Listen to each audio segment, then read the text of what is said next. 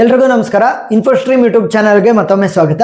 ಈ ವಿಡಿಯೋದಲ್ಲಿ ನಾವು ಇನ್ನೊಂದು ಪ್ರಾಬ್ಲಮ್ ಅನ್ನ ಡಿಸ್ಕಸ್ ಮಾಡ್ತಾ ಹೋಗೋಣ. ರ್ಯಾಂಕ್ ಆಫ್ ದಿ ಮ್ಯಾಟ್ರಿಕ್ಸ್ ಅಲ್ಲಿ using the echelon form. So ಎರಡು ಮೆಥಡ್ ಬರುತ್ತೆ, ಒಂದು ಎಕಲಾನ್ ಮತ್ತೆ normal form. So normal form video links ನಾನು ಡಿಸ್ಕ್ರಿಪ್ಷನ್ ಅಲ್ಲಿ ಕೊಟ್ಟಿರ್ತೀನಿ, ನೀವು ನೋಡ್ಬೋದು. Echelon form very easy. So ಯಾವ ರೀತಿ ಅಂತಂದ್ರೆ, ಫಾರ್ ಎಕ್ಸಾಂಪಲ್ ಒಂದು ಮ್ಯಾಟ್ರಿಕ್ಸ್ ಅನ್ನ ಕೊಟ್ಟಿದ್ದಾರೆ ಅಂತ ಅನ್ಕೊಳ್ಳಿ, ಯಾವ್ದಾದ್ರು ಮ್ಯಾಟ್ರಿಕ್ಸ್, ಯಾವ್ದಾದ್ರು ಸೈಜ್ ಇರ್ಬೋದು, ಸರಿನಾ? ಸೊ ಇಷ್ಟೇ ಸೈಜ್ ಅಂತ ಹೇಳಕ್ಕಾಗಲ್ಲ. ಫಾರ್ ಎಕ್ಸಾಂಪಲ್ ನಾನು 3x3 ಮ್ಯಾಟ್ರಿಕ್ಸ್ ಅನ್ನ ತಗೊಂತ ಇದ್ದೀನಿ ಅಂತ ಅನ್ಕೊಳ್ಳಿ, ABCDEF GHI. ಇಲ್ಲಿ ಏನ್ ಮಾಡಿರೋದು, ನಾನು 3x3 ಮ್ಯಾಟ್ರಿಕ್ಸ್ ಅನ್ನ ತಗೊಂಡಿದ್ದೀನಿ. ಸೊ ಇದನ್ನ ನಾನೇನಾದ್ರೂ ಕೂಡ ಎಕಲಾನ್ ಫಾರ್ಮ್ಗೆ ಕನ್ವರ್ಟ್ ಮಾಡಬೇಕು ಅಂತಂದ್ರೆ, ಎಕಲಾನ್ ಫಾರ್ಮ್ ಯಾವ ರೀತಿ ಇರುತ್ತೆ, ಡಯಾಗ್ನಲ್ ಎಲಿಮೆಂಟ್ಸ್ಗಳು ನನಗೆ ಏನಾದ್ರೂ ಆಗಿರ್ಲಿ, ಸರಿನಾ? 0 ಇರಲಿ, ಮೈನಸ್ ಇರಲಿ, ಪ್ಲಸ್ ಇರಲಿ, ಇನ್ಫಿನಿಟಿ ಇರಲಿ, ಎನಿಥಿಂಗ್. ಅದ್ರ ಮೇಲ್ಗಡೆ ಇರುವಂತ ಎಲಿಮೆಂಟ್ಸ್ಗಳು ಏನಾದ್ರೂ ಇರಲಿ, ಡಯಾಗ್ನಲ್ ಎಲಿಮೆಂಟ್ಸ್ ಏನಾದ್ರೂ ಇರ್ಬೋದು, ಡಯಾಗ್ನಲ್ ಎಲಿಮೆಂಟ್ಸ್ ಮೇಲ್ಗಡೆ ಇರುವಂತ ಎಲಿಮೆಂಟ್ಸ್ ಏನಾದ್ರೂ ಆಗಿರ್ಬೋದು. ಆದರೆ ಡಯಾಗ್ನಲ್ ಎಲಿಮೆಂಟ್ಸ್ ಕೆಳಗಡೆ ಇರುವಂತ ವ್ಯಾಲ್ಯೂಗಳು 0 ಆಗಿರಬೇಕು. So this is the diagonal element, ಅದ್ರ ಕೆಳಗಡೆ ವ್ಯಾಲ್ಯೂಸ್ ಎಲ್ಲ 0. This is the diagonal element, so ಅದ್ರ ಕೆಳಗಡೆ ಇರುವಂತ ವ್ಯಾಲ್ಯೂಸ್ ಎಲ್ಲ 0. ಸೊ ಇದು ಡಯಾಗ್ನಲ್ ಎಲಿಮೆಂಟ್, ಆದ್ರೆ ಅದ್ರ ಕೆಳಗಡೆ ಯಾವುದೇ ವ್ಯಾಲ್ಯೂಸ್ ಇಲ್ಲ. ಗೊತ್ತಾಯ್ತಾ? ಡಯಾಗ್ನಲ್ ಎಲಿಮೆಂಟ್ಸ್ ಏನಾದ್ರೂ ಆಗಿರ್ಲಿ, 0 ಬರ್ಬೋದು, ಮೈನಸ್ ಅಲ್ಲಿ ಬರ್ಬೋದು, ಪ್ಲಸ್ ಅಲ್ಲಿ ಬರ್ಬೋದು, ಏನಾದ್ರೂ ವ್ಯಾಲ್ಯೂಸ್ ಬರಲಿ, ಅದ್ರ ಮೇಲ್ಗಡೆ ಇರುವಂತ ವ್ಯಾಲ್ಯೂಸ್ ಏನಾದ್ರೂ ಬರಲಿ, ಆದರೆ ಡಯಾಗ್ನಲ್ ಎಲಿಮೆಂಟ್ಸ್ ಕೆಳಗಡೆ ಇರುವಂತ ವ್ಯಾಲ್ಯೂಸ್ 0 ಆಗ್ಬೇಕು. ಸೊ ಅವಾಗ ಏನಾಗುತ್ತೆ, ಕೊಟ್ಟಿರುವಂತ ಮ್ಯಾಟ್ರಿಕ್ಸ್ ಅನ್ನ ನಾವು ಎಕಲಾನ್ ಫಾರ್ಮ್ಗೆ ಕನ್ವರ್ಟ್ ಮಾಡ್ದಂಗೆ ಆಗುತ್ತೆ. ಸೊ ಆ ಎಕಲಾನ್ ಫಾರ್ಮ್ ಅನ್ನ ಇಟ್ಕೊಂಡು ನಾವು ರ್ಯಾಂಕ್ ಆಫ್ ದಿ ಮ್ಯಾಟ್ರಿಕ್ಸ್ ಅನ್ನ ಬರಿತಾ ಹೋಗ್ಬೋದು. ಸೊ ಪ್ರೊಸೀಡ್ ಆಗ್ತಾ ಹೋಗೋಣ ಈ ಒಂದು ಕ್ವಶನ್ಗೆ. ಸೊ ಅವಾಗ ಅರ್ಥ ಆಗ್ತಾ ಹೋಗುತ್ತೆ. ಈಗ ನೋಡಿ, ಇಲ್ಲಿ ಫಸ್ಟ್ ನಮ್ಗೆ ರೋ ಮತ್ತೆ ಕಾಲಮ್ಗಳು ಏನು ಅಂತ ಗೊತ್ತಾಗ್ಬೇಕು. ಯಾಕಂದ್ರೆ ನಾವಿಲ್ಲಿ ಎಕಲಾನ್ ಫಾರ್ಮ್ ಅಲ್ಲಿ ಓನ್ಲಿ ರೋ ಟ್ರಾನ್ಸ್ಫಾರ್ಮೇಶನ್ ಮಾತ್ರ ಯೂಸ್ ಮಾಡ್ತೀವಿ. Only row transformation, only row transformation, ಸರಿನಾ? ನಾರ್ಮಲ್ ಫಾರ್ಮ್ ಅಂತ ಬಂದಾಗ ನಾವು ರೋ ಟ್ರಾನ್ಸ್ಫಾರ್ಮೇಶನ್ ಅನ್ನು ಯೂಸ್ ಮಾಡಬೇಕಾಗತ್ತೆ, ಕಾಲಮ್ ಟ್ರಾನ್ಸ್ಫಾರ್ಮೇಶನ್ ಅನ್ನು ಕೂಡ ಯೂಸ್ ಮಾಡಬೇಕಾಗತ್ತೆ. ಇಲ್ಲಿ ಕೇವಲ ರೋ ಟ್ರಾನ್ಸ್ಫಾರ್ಮೇಶನ್ ಮಾತ್ರ ಎಕಲಾನ್ ಫಾರ್ಮ್ ಅಲ್ಲಿ.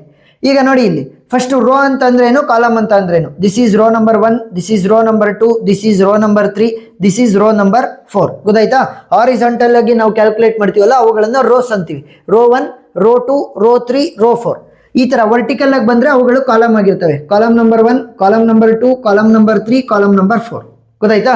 ಇಲ್ಲಿ ಕೇವಲ ನಾವು ರೋ ಟ್ರಾನ್ಸ್ಫಾರ್ಮೇಶನ್ ಅನ್ನ ಮಾತ್ರ ಯೂಸ್ ಮಾಡ್ತಾ ಇದೀವಿ. ಸೊ ಕಾಲಮ್ದೇನು ಅವಶ್ಯಕತೆ ಇಲ್ಲ. ಈಗ ಮೊದಲನೇ ಡಯಾಗ್ನಲ್ ಎಲಿಮೆಂಟ್ ಯಾವ್ದಿರೋದು, 1 ಇದೆ. ಸೊ ಇದ್ರ ಕೆಳಗಡೆ ಇರುವಂತಹ ಎಲ್ಲಾ ವ್ಯಾಲ್ಯೂಗಳನ್ನು ಕೂಡ ನಾನು 0 ಆಗಿ ಕನ್ವರ್ಟ್ ಮಾಡಬೇಕು. ಗೊತ್ತಾಯ್ತಾ? ಸೊ ಒಂದೊಂದೇ ಡಯಾಗ್ನಲ್ ಎಲಿಮೆಂಟ್ ಅನ್ನ ತಗೊಂಡು ಅದ್ರ ಕೆಳಗಡೆ ಇರುವಂತಹ ವ್ಯಾಲ್ಯೂಗಳನ್ನ 0 ಮಾಡೋದಕ್ಕೆ ಟ್ರೈ ಮಾಡಿ. ಇನ್ನೊಂದೇನು ಅಂತಂದ್ರೆ, ಡಯಾಗ್ನಲ್ ಎಲಿಮೆಂಟ್ ಏನಾದ್ರೂ 1 ಇತ್ತು ಅಂತಂದ್ರೆ ನಮಗೆ ಈಸಿ ಆಗ್ತಾ ಹೋಗುತ್ತೆ ಕ್ಯಾಲ್ಕುಲೇಷನ್ಗೆ. ಗೊತ್ತಾಯ್ತಾ? ಯಾವುದೇ ಡಯಾಗ್ನಲ್ ಎಲಿಮೆಂಟ್ ಆಗಿರಲಿ, ಅದು 1 ಇತ್ತು ಅಂತಂದ್ರೆ ನಮಗೆ ಈಸಿ ಆಗ್ತಾ ಹೋಗುತ್ತೆ ಕ್ಯಾಲ್ಕುಲೇಷನ್ಗೆ. ಇಲ್ಲ ಅಂತಂದ್ರೂ ಕೂಡ ಸಾಲ್ವ್ ಮಾಡ್ಬೋದು, ಸೇಮ್ ಪ್ರೊಸೀಜರ್ ಅಲ್ಲಿ ಸಾಲ್ವ್ ಮಾಡ್ತಾ ಹೋಗ್ಬೋದು. ಸೊ 1 ಆಗಿದ್ರೆ ಇನ್ನು ಈಸಿ ಆಗುತ್ತೆ ಅಂತ ಅಷ್ಟೇ ಅರ್ಥ. ಸೊ ಈಗ ಯಾವ ರೀತಿ ಸಾಲ್ವ್ ಮಾಡೋದು, ಫಸ್ಟ್ R2 ಒಂದು ಈಕ್ವೇಶನ್ ಬರೀಬೇಕು, R3 ಒಂದು ಈಕ್ವೇಶನ್ ಬರೀಬೇಕು, R4 ಒಂದು ಈಕ್ವೇಶನ್ ಬರೀಬೇಕು. ಯಾಕೆ? R2 ಅಲ್ಲಿ ಇರುವಂತ 2 ಅನ್ನ 0 ಮಾಡ್ಬೇಕು, R3 ಅಲ್ಲಿ ಇರುವಂತ 1 ಅನ್ನ 0 ಮಾಡ್ಬೇಕು, R4 ಅಲ್ಲಿ ಇರುವಂತ 3 ಅನ್ನ 0 ಮಾಡ್ಬೇಕು. ಸೊ ಮೂರಕ್ಕೂ ಕೂಡ ಈಕ್ವೇಶನ್ ಅನ್ನ ಬರೀಬೇಕು ವಿತ್ ರೆಸ್ಪೆಕ್ಟ್ ಟು R1. ಯಾಕೆ R1 ಇನ ರೆಸ್ಪೆಕ್ಟಿವ್ ಅಲ್ಲಿ ನಾವು ಈಕ್ವೇಶನ್ ಬರೀಬೇಕು ಅಂದ್ರೆ, R1 ಅಲ್ಲೇ ನಮ್ಮ ಮೇನ್ ಡಯಾಗ್ನಲ್ ಎಲಿಮೆಂಟ್ ಇರೋದು. ಅಂದ್ರೆ ಈ ಡಯಾಗ್ನಲ್ ಎಲಿಮೆಂಟ್ ಕೆಳಗಡೆ ಇರೋ ವ್ಯಾಲ್ಯೂಸ್ ಅನ್ನ ನಾನು 0 ಮಾಡ್ತಿರೋದ್ರಿಂದ ರೆಫರೆನ್ಸ್ ಡಯಾಗ್ನಲ್ ಎಲಿಮೆಂಟ್ ಯಾವುದು, 1. ಸೊ 1 ಎಲ್ಲಿದೆ, ರೋ ನಂಬರ್ 1 ಅಲ್ಲಿ ಇದೆ. ಸೊ ಅದಕ್ಕೋಸ್ಕರ ಅದ್ರ ರೆಫರೆನ್ಸ್ ಅನ್ನ ತಗೋಬೇಕು. ನೋಡಿ, ಇಲ್ಲಿ ರೋ 2 ಒಂದು ಈಕ್ವೇಶನ್, ರೋ 3 ಒಂದು ಈಕ್ವೇಶನ್, ರೋ 4 ಒಂದು ಈಕ್ವೇಶನ್. ಈಕ್ವೇಶನ್ ಬರೀಬೇಕಾದ್ರೆ ನೋಡಿ, ಇಲ್ಲಿ row 2 with the reference of row 1. ಯಾಕೆ? ಈ ರೋ 2 ಇದೆಯಲ್ಲ, ಇದಕ್ಕೆ diagonal element 1 which is in row number 1. ಆ ತರ. ನೆಕ್ಸ್ಟ್ ರೋ 3 ಒಂದು equation with the reference of row 1, row 4 ಒಂದು equation with the reference of row 1. ಈಗ ಸಿಂಪಲ್ ಟೆಕ್ನಿಕ್ ಹೇಳ್ಕೊಡ್ತೀನಿ ನೋಡಿ. ಇಲ್ಲಿ ರೋ 2 ಅಲ್ಲಿ ಇರುವಂತ 2 ಅನ್ನ 0 ಮಾಡಬೇಕು ಅಂತಂದ್ರೆ, ಆ 2 ಅನ್ನ ರೋ 1 ಜೊತೆ ಬರೀರಿ, R1 ಜೊತೆ. R1 ನಲ್ಲಿ ಇರುವಂತ 1 ಅನ್ನ R2 ಜೊತೆ ಬರೀರಿ, ಮಧ್ಯದಲ್ಲಿ ಮೈನಸ್ ಹಾಕ್ರಿ. ಏನೋ ಸಿಂಪಲ್ ಟೆಕ್ನಿಕ್. R2 ಅಲ್ಲಿ ಇರುವಂತ 2 ಅನ್ನ R1 ಜೊತೆ ಬರಿಬೇಕು, R1 ಅಲ್ಲಿ ಇರುವಂತ 1 ಅನ್ನ R2 ಜೊತೆ ಬರಿಬೇಕು, ಮಧ್ಯದಲ್ಲಿ ಮೈನಸ್ ಹಾಕ್ಬಿಡ್ಬೇಕು. ನೆಕ್ಸ್ಟ್ ನೋಡಿ, ಇಲ್ಲಿ ಇದಕ್ಕೆ ಬರಿತಾ ಹೋಗೋಣ, ಅವಾಗ ಕ್ಲಿಯರ್ ಆಗ್ತಾ ಹೋಗುತ್ತೆ. R3 ಅಲ್ಲಿ 1 ಇದೆ, ಅದನ್ನ 0 ಮಾಡ್ಬೇಕು. ಸೊ R3 ಅಲ್ಲಿ ಇರುವಂತ 1 ಅನ್ನ R1 ಜೊತೆ ಬರೀರಿ, R1 ಅಲ್ಲಿ ಇರುವಂತ 1 ಅನ್ನ R3 ಜೊತೆ ಬರೀರಿ, ಮಧ್ಯದಲ್ಲಿ ಮೈನಸ್ ಹಾಕ್ರಿ. ನೆಕ್ಸ್ಟ್ ಇದಕ್ಕೆ ಬರೆಯೋಣ. R4 ಅಲ್ಲಿ 3 ಇದೆ, ಅದನ್ನ 0 ಮಾಡ್ಬೇಕು. ಸೊ ಅದನ್ನ R1 ಜೊತೆ ಬರೀರಿ, 3 ಅನ್ನ. R1 ಅಲ್ಲಿ ಇರುವಂತ 1 ಅನ್ನ R4 ಜೊತೆ ಬರೀರಿ, ಮಧ್ಯದಲ್ಲಿ ಮೈನಸ್ ಹಾಕ್ಬಿಡ್ರಿ. ನೋಡಿ ಎಷ್ಟು ಈಸಿ ಟೆಕ್ನಿಕ್. ಸೊ ಎಲ್ಲದನ್ನು ಅಪ್ಲೈ ಮಾಡಿದ್ರೆ ನನ್ನ ಅಪ್ಡೇಟೆಡ್ ಮ್ಯಾಟ್ರಿಕ್ಸ್ ಏನಾಗುತ್ತೆ, ನಾನು ಇಲ್ಲಿ ಕೇವಲ R2, R3, R4 ಮಾತ್ರ ಈಕ್ವೇಶನ್ ಅನ್ನ ಬರ್ದಿರೋದು, ಅಂದ್ರೆ ಆಪರೇಷನ್ಸ್ ಅನ್ನ ಅಪ್ಲೈ ಮಾಡ್ತಿರೋದು. So row 1 will remain as it is, 1, 2, 3, 4. Row 1 ಹಂಗೆ ಉಳ್ಕೊಳುತ್ತೆ. ಸೊ ಈಗ ರೋ 2 ರೋ 3 ರೋ 4 ಮೂರು ಆಪರೇಷನ್ಸ್ ಅನ್ನ ಏನಕ್ಕಪ್ಪ ಅಪ್ಲೈ ಮಾಡಿರೋದು, ಈ ಮೂರು ವ್ಯಾಲ್ಯೂಗಳನ್ನ ಝೀರೋ ಮಾಡೋದಕ್ಕೆ. ಸೊ ಡೈರೆಕ್ಟ್ ಆಗಿ ಝೀರೋ ಅಂತ ಬರೀರಿ. ನಿಮಗೆ ಕಾನ್ಫಿಡೆನ್ಸ್ ಇದ್ರೆ ಬೇಕಾದ್ರೆ ಚೆಕ್ ಮಾಡೋಣ ನೋಡಿ. ಇಲ್ಲಿ 1 ಇಂಟು R2 ಏನಾಗುತ್ತೆ, R2 ಆಗುತ್ತೆ, ಮೈನಸ್ 2 ಇಂಟು ಇದರ ರೆಸ್ಪೆಕ್ಟಿವ್ R1 ವ್ಯಾಲ್ಯೂ, ಸರಿನಾ, ಇಂಟು R1 ಅಂತ. ಈಗ ನೋಡಿ ಇಲ್ಲಿ R2 ವ್ಯಾಲ್ಯೂ ಏನಿದೆ ನನಗೆ 2 ಇದೆ, ಮೈನಸ್ 2 ಇಂಟು ಇದರ ರೆಸ್ಪೆಕ್ಟಿವ್ R1 ವ್ಯಾಲ್ಯೂ ಏನಿದೆ ನನಗೆ 1. 2 ಮೈನಸ್ 2 is 0 ಆಲ್ರೆಡಿ ಬರ್ದಿದ್ದೀವಿ ಅಲ್ವಾ. ಸೇಮ್ ನಾವು ಈಕ್ವೇಶನ್ ಅನ್ನ ಏನಕ್ಕೆ ಬರ್ದಿರೋದು, ಇಲ್ಲಿ ವ್ಯಾಲ್ಯೂಗಳನ್ನ ಝೀರೋ ಮಾಡೋದಕ್ಕೆ. ಇದು ಒಂದು ಬೇಕಾದ್ರೆ ತೋರಿಸ್ತೀನಿ ನೋಡಿ. 1 ಇಂಟು R3 ಏನಾಗುತ್ತೆ, R3 ಆಗುತ್ತೆ, ಮೈನಸ್ 1 ಇಂಟು R1 ಏನಾಗುತ್ತೆ, R1 ಆಗುತ್ತೆ. ಸೊ R3 ವ್ಯಾಲ್ಯೂ ಏನಿದೆ ನನಗೆ 1 ಇದೆ, ಮೈನಸ್ ಇದರ ರೆಸ್ಪೆಕ್ಟಿವ್ R1 ವ್ಯಾಲ್ಯೂ ಏನಿದೆ 1 ಇದೆ, 1 ಮೈನಸ್ 1 0 ಆಯಿತು. ಅದೇ ಥರ ಈ ಈಕ್ವೇಶನ್ ಕೂಡ ನೋಡಿ, ಇಲ್ಲಿ 1 ಇಂಟು R4 ಅಂತ ಬರ್ದಿದ್ದಾರೆ, R4 minus 3 into R1. So R4 value ಏನಿದೆ 3 ಇದೆ, ಮೈನಸ್ 3 ಇಂಟು ಇದರ ರೆಸ್ಪೆಕ್ಟಿವ್ R1 ವ್ಯಾಲ್ಯೂ ಏನಿದೆ 1 ಇದೆ. ಸೊ 3 ಮೈನಸ್ 3 0 ಆಯಿತು ಅಲ್ವಾ.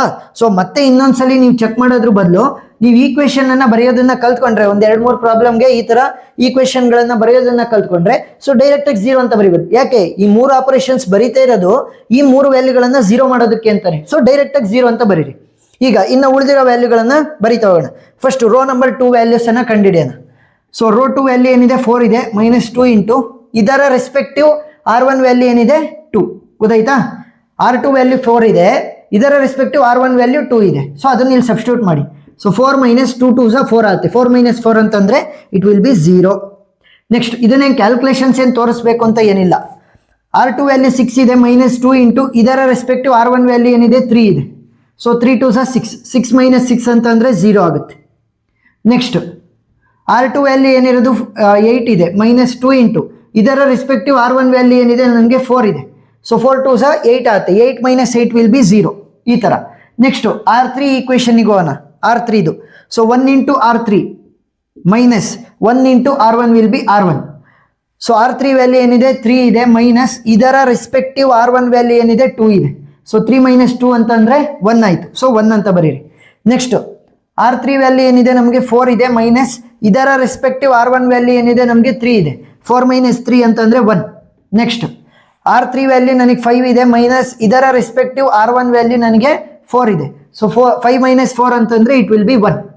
ನೆಕ್ಸ್ಟು R4 ಈಕ್ವೇಷನ್ ಅನ್ನು ಯೂಸ್ ಮಾಡ್ತಾ ಹೋಗೋಣ. R4 ಈಕ್ವೇಷನ್ ಏನು, 1 into R4 will be R4 minus 3 into R1, 3 into R1. ನೋಡಿ ಇಲ್ಲಿ R4 ವ್ಯಾಲ್ಯೂ ಏನಿರೋದು 7 ಮೈನಸ್ 3 ಇಂಟು ಇದರ ರೆಸ್ಪೆಕ್ಟಿವ್ R1 ವ್ಯಾಲ್ಯೂ ಏನಿದೆ 2 ಇದೆ.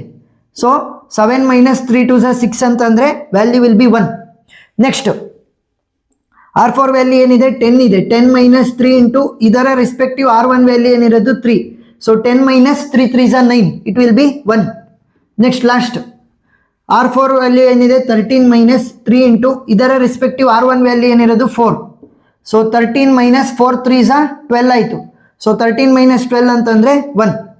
ಈಗ ನೀವು ನೋಡಿದ್ರೆ ಇಲ್ಲಿ ಮೊದಲನೇ ಡಯಾಗ್ನಲ್ ಎಲಿಮೆಂಟ್ 1 ಇದೆ, ಅದ್ರ ಕೆಳಗಡೆ ವ್ಯಾಲ್ಯೂಸ್ ಎಲ್ಲ 0. ನಾನೇನು ಹೇಳಿದ್ದೆ, ಡಯಾಗ್ನಲ್ ಎಲಿಮೆಂಟ್ ಏನಾದರೂ ಇರಲಿ, ಅದ್ರ ಮೇಲ್ಗಡೆ ಇರುವಂಥ ವ್ಯಾಲ್ಯೂಸ್ ಏನಾದರೂ ಇರಲಿ, ಬಟ್ ಅದ್ರ ಕೆಳಗಡೆ ಇರುವಂಥ ವ್ಯಾಲ್ಯೂಸು 0 ಆಗಿರಬೇಕು ಅಂತ ಹೇಳಿದ್ದೆ.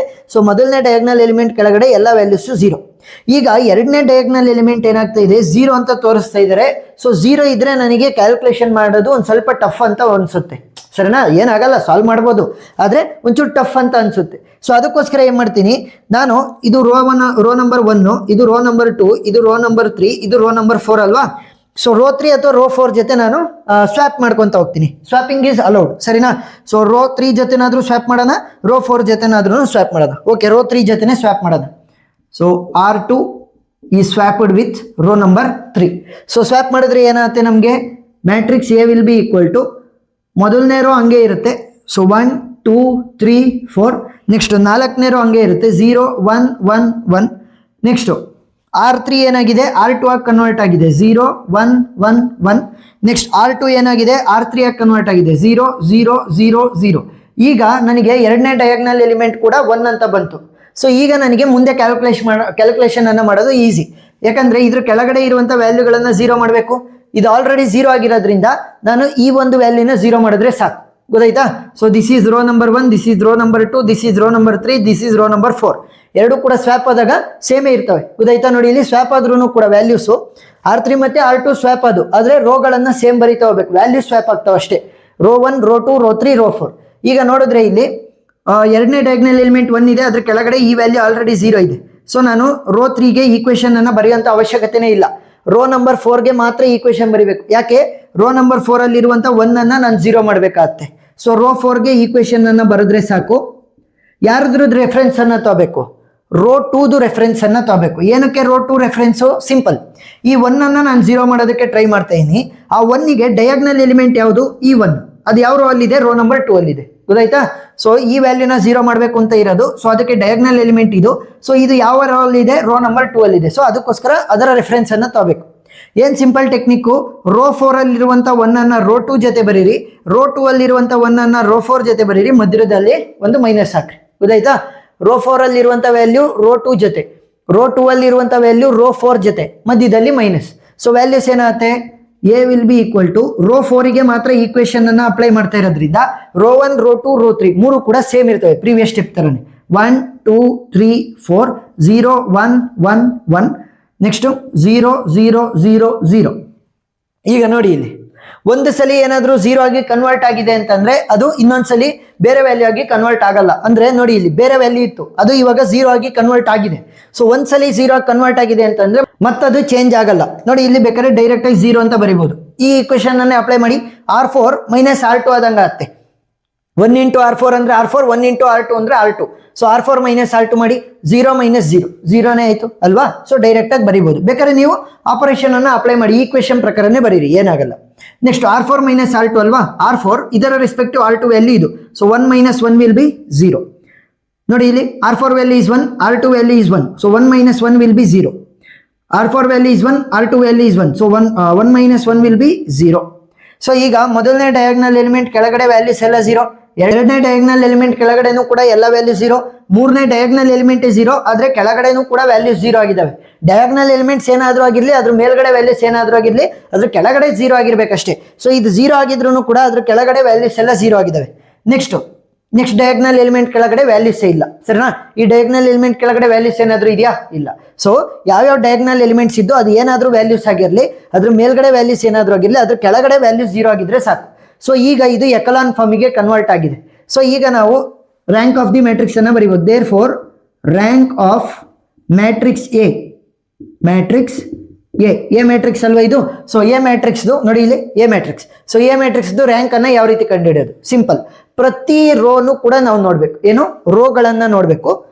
ಪ್ರತಿ ರೋ ಅಲ್ಲೂ ಕೂಡ ಅಟ್ಲೀಸ್ಟ್ ಒಂದಾದ್ರೂ ನಾನ್ ಝೀರೋ ಎಲಿಮೆಂಟ್ ಇರ್ಬೇಕು. ನಾನ್ ಝೀರೋ ಎಲಿಮೆಂಟ್ ಅಂತ ಅಂದ್ರೆ ಏನು? 0ನ ಬಿಟ್ಟು ಬೇರೆ ಎಲಿಮೆಂಟ್, ಮೈನಸ್ ಅಲ್ಲಿ ಇರ್ಲಿ, ಪ್ಲಸ್ ಅಲ್ಲಿ ಇರ್ಲಿ, ಹೆಂಗಾದ್ರೂ ಇರ್ಲಿ, ಆದ್ರೆ 0 ಬಿಟ್ಟು ಬೇರೆ ಎಲಿಮೆಂಟ್ ಇರ್ಬೇಕು. ಅದನ್ನ ಏನಂತ ಕರಿತೀವಿ? Non zero element.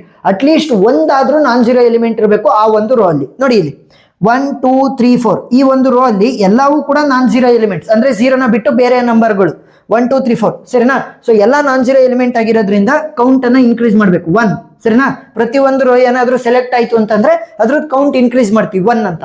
ಪ್ಲಸ್ ಎರಡನೇ ರೋಗ್ ಬರೋಣ. 0 ಇದೆ, ಬಟ್ ನಾನ್ ಝೀರೋ ಎಲಿಮೆಂಟ್ಗಳು ಕೂಡ ಇದಾವೆ. 1 is A non zero element. So 0 ಇದೆ, ಆದ್ರೆ ನಾನ್ ಝೀರೋ ಎಲಿಮೆಂಟ್ಗಳು ಕೂಡ ಇರೋದ್ರಿಂದ ನಾವು ಇದನ್ನು ಕೂಡ ಕೌಂಟಿಗೆ ತಗೋಬೇಕು. ಸೊ +1 ಇನ್ನೊಂದು ರೋ ಆಡ್ ಆಯ್ತು ಅಂತ.